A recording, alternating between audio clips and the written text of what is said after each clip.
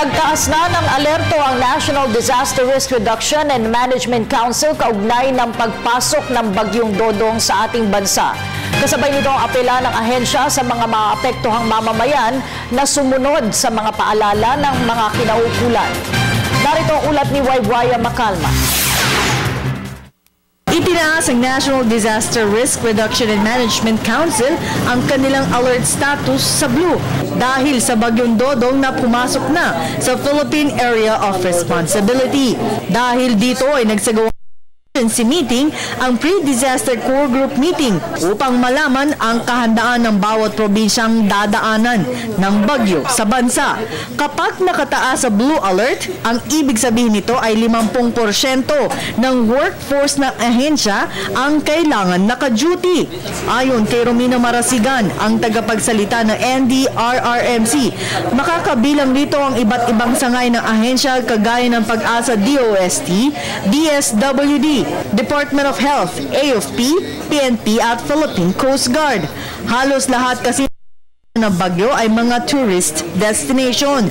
Kagaya na lang ng Bicol Region na kung saan dadaanan ito ng bagyo, habang sa Cagayan Isabela na posibleng maglandfall sa linggo.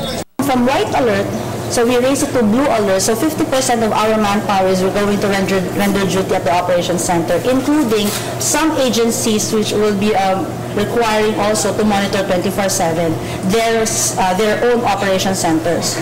And then when we raise it to red alert, then the members of the National Council, including the other agencies which are not rendering duty during blue alert, will be rendering at the operations center. And normally, when we raise it to red alert status, we are already activating as well the response cluster. Kaya naman payo ng ahensya sa mga balak magtungo sa mga nabanggit na lugar ay maging maingat at alamin ang mga lugar kung saan maaaring mag-evacuate. Dahil dyan ay inabisuhan na ng Regional Office of the Civil Defense ang mga nakatira sa matataas na lugar, lalo na malapit sa bundok, sa posibleng landslide, at sa mga nakatira naman malapit sa baybayin ay maging alerto sa posibilidad na bigla ang pagbaha. Kaya umapila ang NDR sa publiko na sumunod sa mga kinauukulan at kung magpapatawag ng emergency evacuation ay sumunod lamang upang maiwasan ang anumang aksidente.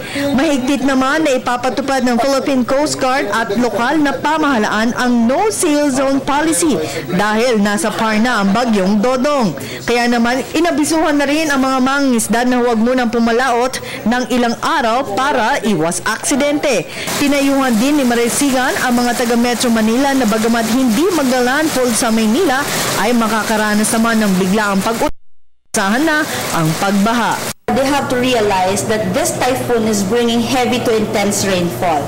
So it could bring bring floods or flash floods in areas where they are already experiencing talaga flooding in their localities. So it is important that one, they have to be one with the local government. But should there be a need for preemptive evacuation, heed the call, make your family safe, go to the evacuation centers. Number two, if it is not important to venture outside your homes, please stay at home. So it's important to have to monitor the weather reports so that you will be where the typhoon is, so you could actually act and stay at home, which is actually very necessary. Para sa Telebisyon ng Bayan, ako si Waywaya Macalma.